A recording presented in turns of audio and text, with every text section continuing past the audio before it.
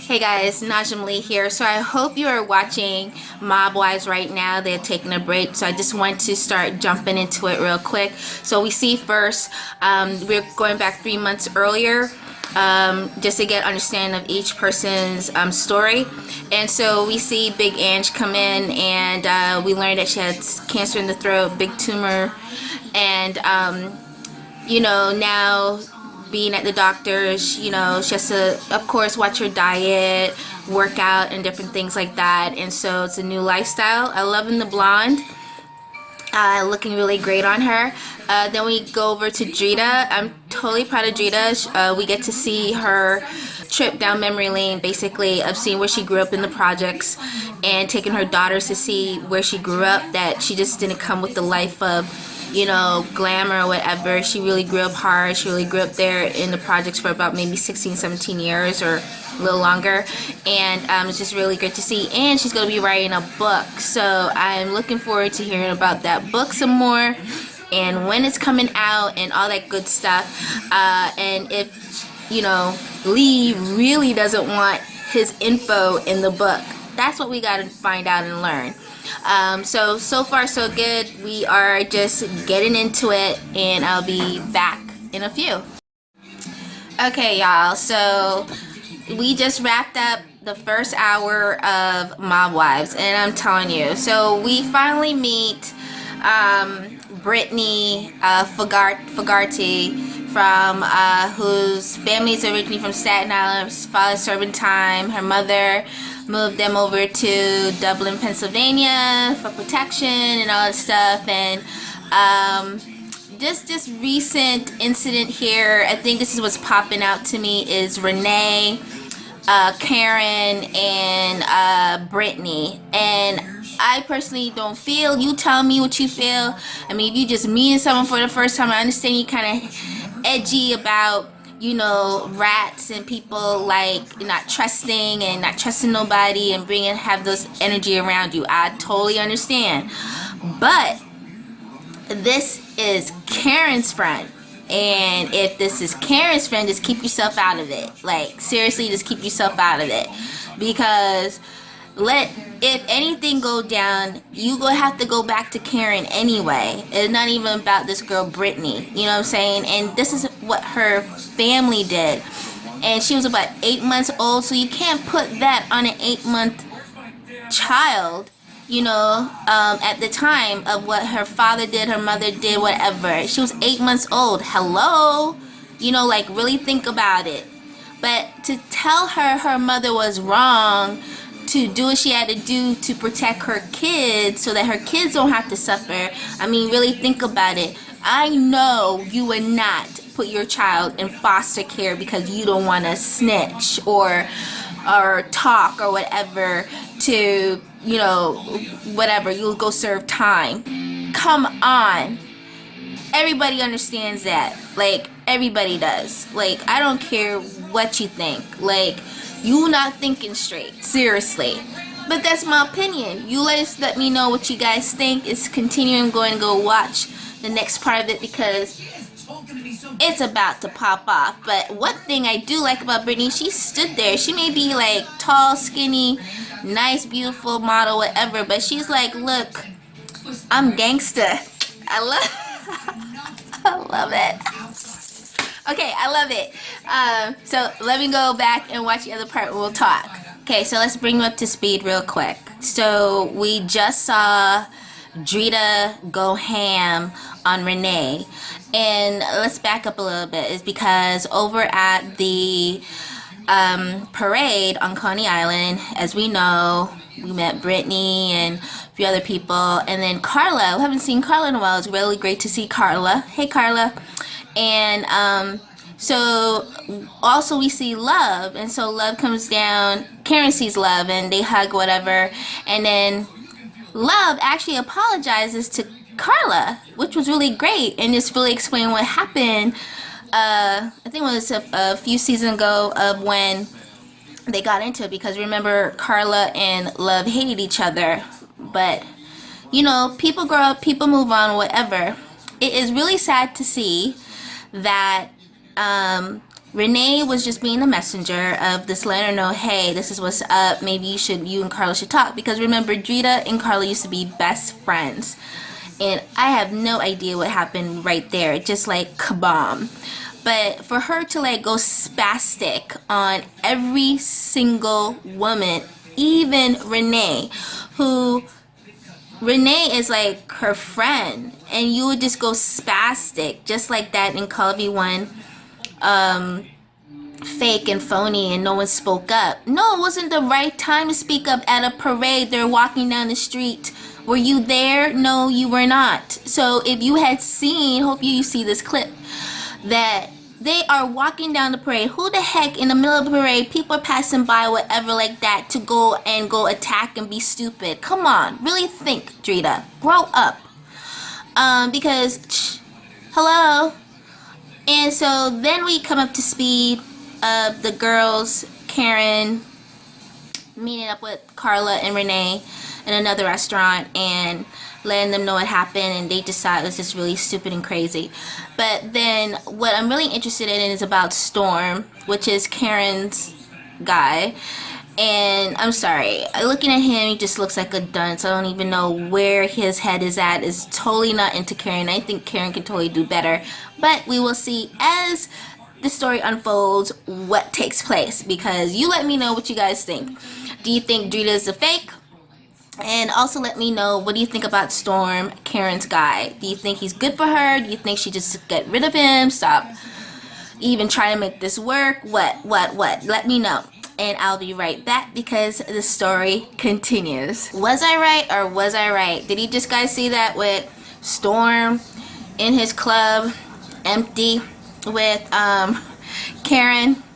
I am so happy they're done. The guy is a jerk. Ass, whatever.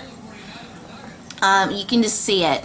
Guy doesn't care about anybody but his damn self. Damn narcissist. So I'm glad that's done. It's over. I hope. I don't want to see that man's face throughout the rest of this season. Seriously, in this last season. Because I'm telling you, ladies, don't beg no man. Don't ask them nothing. No.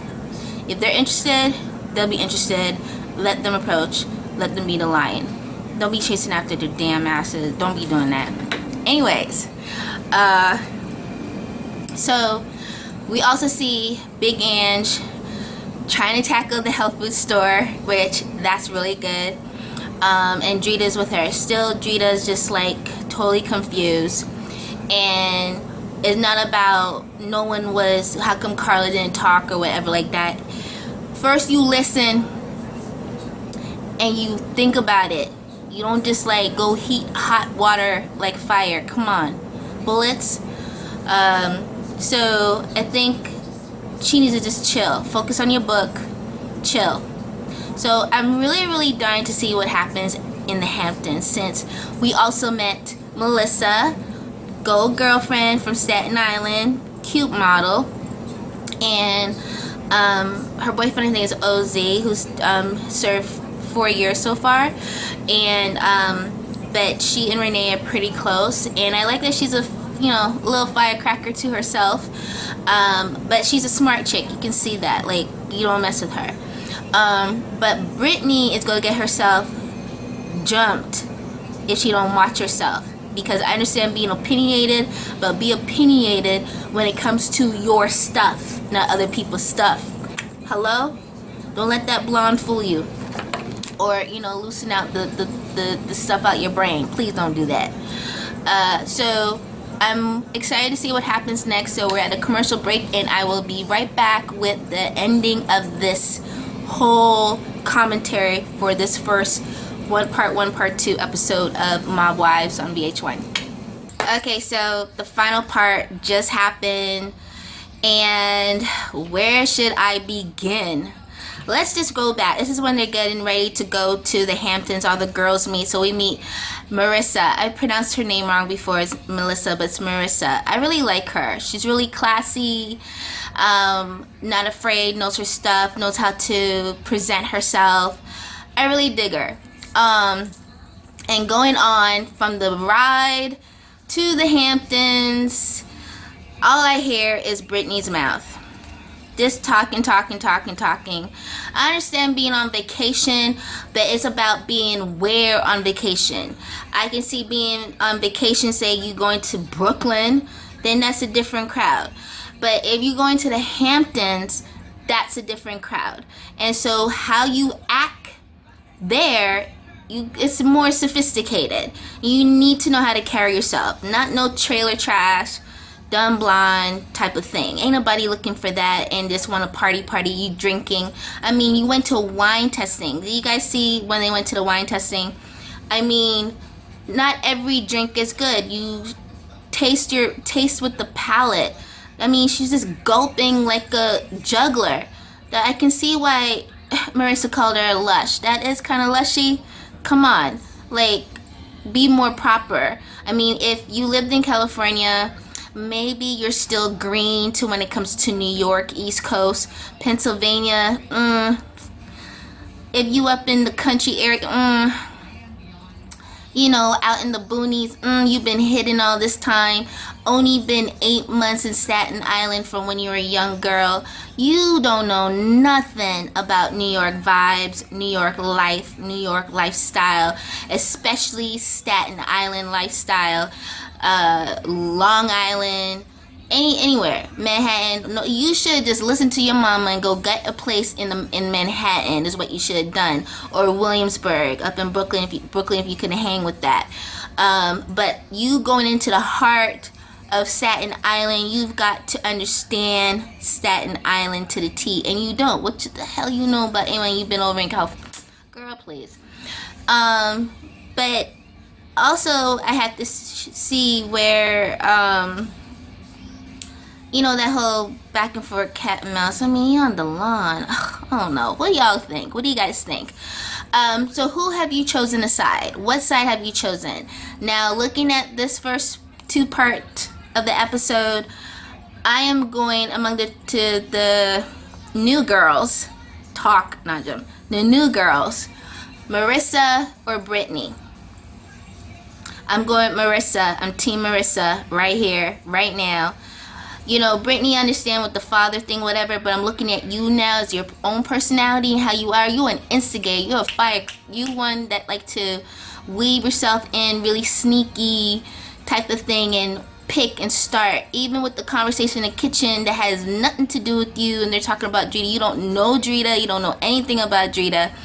And to start with all the girls of getting in, I see where you get the snitching type of maneuvering from, because it's in the blood. And maybe that's what Renee was picking up. You guys tell me what you guys think, because that's what I'm getting from the first parts right now of 1 and 2 in the episode. So tell me whose side you on when it comes to the new girls, and whose side you on when it comes to the girls in general, you know, the mob wives. I mean, I like all of them. I'm with, you know, Karen, of course, Carla, of course. I'm with Big Ange, Renee. Like, I'm with the girls. Like, there's no way I can't be with the girls because they all have a story. Drita is cool. I just think she's very overprotective, and her writing the book, I think a whole bunch of other emotions are coming out, is what I'm seeing. You guys let me know. But I think that's what it is, and so all her senses are seriously heightened, and she's really emotional. I think that's what it is. So if I'm wrong on that, let me know. What do you guys think below? Comment. Make sure you gosh about Mob Wives. That's the tweet. That's the hashtag. Use it on Instagram, Facebook, Twitter, all social media. Please subscribe here. If you love this, give it 2 thumbs up. Share it among your friends, your family, your fans. And join me next week as we do episode 2. And get into it. So hopefully more will be revealed. I know this is going to be exciting because a whole bunch of juice and stuff is going to come out with this last stand, and I'm really excited to see how this turns out. I'm really on my edge right now. So I love it. Mob Wives on VH1 Wednesdays 8 p.m. Eastern Time, 7 Central. Join me. I'm Najaamlee, and I see you next week. Bye.